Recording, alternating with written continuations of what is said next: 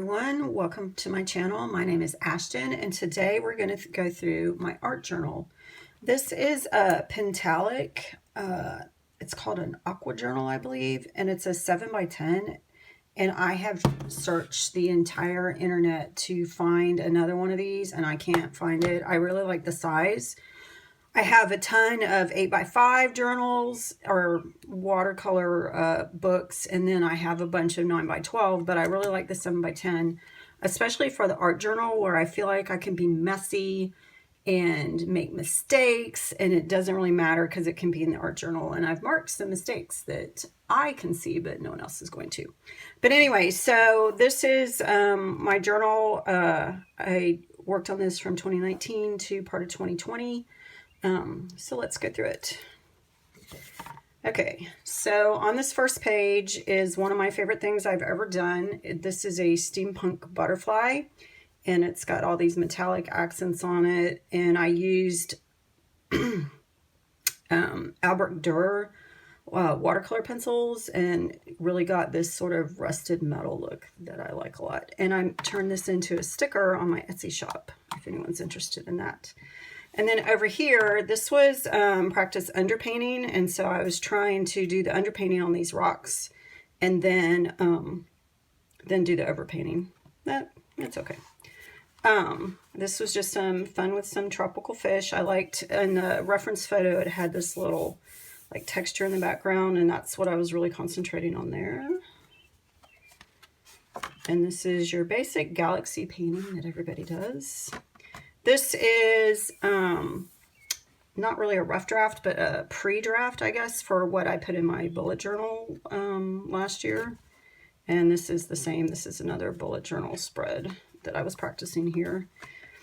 My daughter sent me this picture from where she was staying, and I just loved how misty it was. This is a golf course, so I thought that was really cool, so I painted that.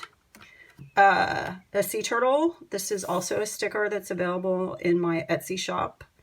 If anyone is interested in that, you can get text on it, or you can have it just plain like that. And this is Sackboy from Little Big Planet.